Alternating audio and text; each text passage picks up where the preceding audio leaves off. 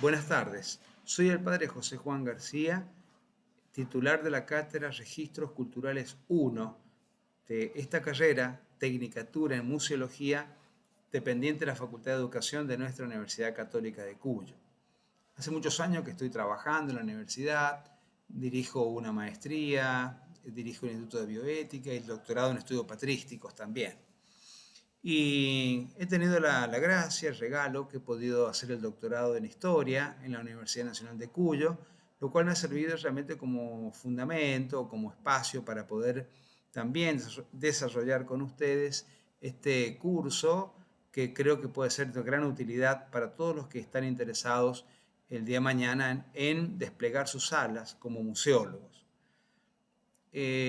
También allí mismo hice el doctorado en filosofía y antes en Roma, en la Universidad Gregoriana, hice el doctorado en teología. Bueno, hay una expresión clásica común que dice que la historia transmite justamente a través de los tiempos sus propios contenidos que quedan como testimonios que de alguna forma la misma historia se encarga de registrar en algunos espacios y lugares. Entonces, podemos decir que toda historia es contemporánea en algún sentido, en cuanto que uno no va al ayer por mera erudición, sino que va al ayer para ver qué riqueza nos aporta ese ayer al hoy, cómo construye y cómo viene justamente con su luz y en auxilio de nuestro presente. Por eso que la historia es Magister Vitae, como sabemos, es maestra de la vida, porque arroja su luz justamente a los tiempos que corren, los contemporáneos.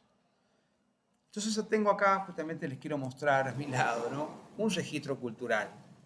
Esta Biblia, que es muy pesada y que les estoy mostrando en este momento, que tenemos en nuestro museo, hermanos Nassif-Weis, esta Biblia condensa la historia, buena parte de historia del pueblo de Israel en el Antiguo Testamento y lógicamente una parte también del importantísimo momento histórico también de los inicios del cristianismo, cuando el cristianismo fundado por Jesucristo tiene que salir de Jerusalén e ir a otros pueblos, distintas fe, distintas creencias, a llevar el Evangelio. Y se produce, con el paso del tiempo, una amalgama, una simbiosis cultural, ¿no? Permeada justamente de los valores que brotan justamente del Evangelio, ¿no?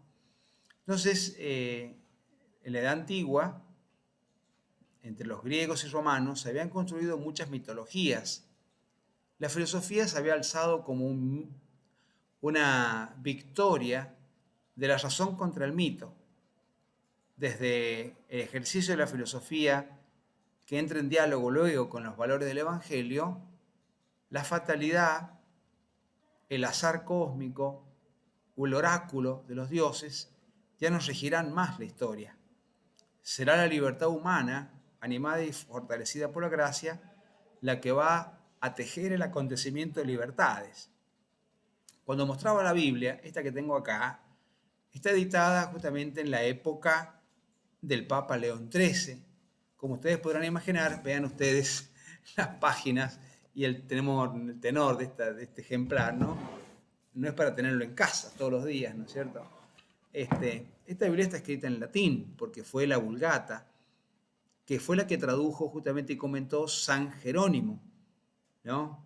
El gran traductor de la Biblia, y desde el año 400 aproximadamente hasta 1950, esta fue la versión de la Biblia, la de San Jerónimo, la Vulgata, escrita en latín, justamente la que animó a las comunidades cristianas y fue el libro más leído en toda la Edad Media. Y nuestros abuelos probablemente, si leyeron la Biblia, la leyeron en esta versión. Luego le han sucedido, obviamente, del latín, desde 1950, un poquito antes, en adelante, las distintas versiones en lengua vernácula. Pero ¿por qué me detengo en la Biblia? Porque en la Biblia encontramos, como decía el Papa Juan Pablo II, el libro de Dios y sobre Dios, pero también el libro del pueblo y sobre el pueblo. Por tanto, guerras, derrotas, conquistas, esclavitudes del pueblo de Israel, están aquí relatados. Hay libros del Antiguo Testamento que tienen un carácter histórico. Otros, en cambio, tienen más bien un carácter sapiencial, otros proféticos y otros más bien tienen un relato alegórico acerca de la creación, por ejemplo, ¿no? Entonces, hay que ver que hay mucho en la Biblia y hay mucho contenido cultural y hay registros culturales que aún hoy se están todavía investigando, viendo, están suscitándose. Por ejemplo, cuando se descubrieron en 1948 los textos del Qumran en Israel, eran partes, jeroglifos, escritos en papiros, que son textos del profeta Isaías y son plenamente coincidentes, grabados estos, guardados en ánforas de los beduinos, textos coincidentes con la Sagrada Escritura, pero son una reliquia que datan de, no sabemos exactamente, pero con seguridad que más de 2200 años, por lo menos. Lo mismo dígase de los hallazgos arqueológicos de Nag Hammadi, que también han sido justamente descubiertos un poco después de Qumran y traen muchos evangelios, incluso los apócrifos, los textos varios que circulaban en la época de Jesucristo. También son estos registros culturales. Es decir, hay un principio en la historia muy interesante y en los museos son un espacio privilegiado del mismo, de la memoria, donde se puede decir, si no hay documento, no hay monumento. La corriente histórica de la historia de las mentalidades hace sí que todo lo que está al alcance de la mano de la persona sea fuente. Es fuente un cuchillo, unos cubiertos, una mesa, un texto, un papiro, un plato grabado, una moneda acuñada de un emperador, de lo que fuere. Entonces todo se convierte de alguna forma en fuente para el trabajo del historiador, del arqueólogo, pero también del museólogo, porque luego tendrá justamente en el museo que justificar la veracidad del hallazgo, tendrá que documentarlo y por eso es que luego hay monumento. Con esto cierro en esta primera expresión con ustedes, comunicación, ¿no?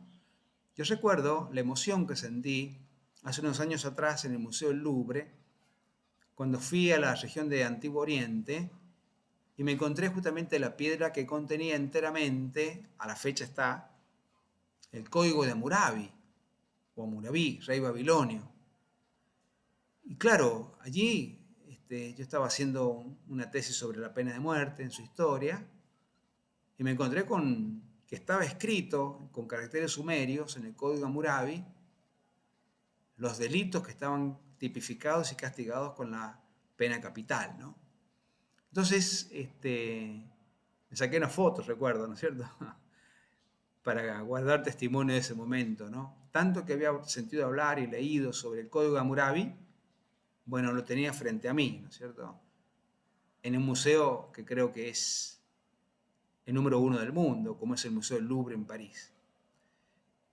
Que el buen Dios nos anime a todos en la tarea.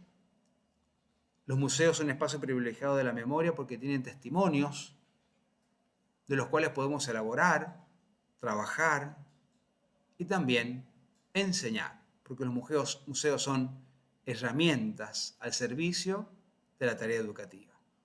Muchas gracias por todo, nos seguiremos viendo.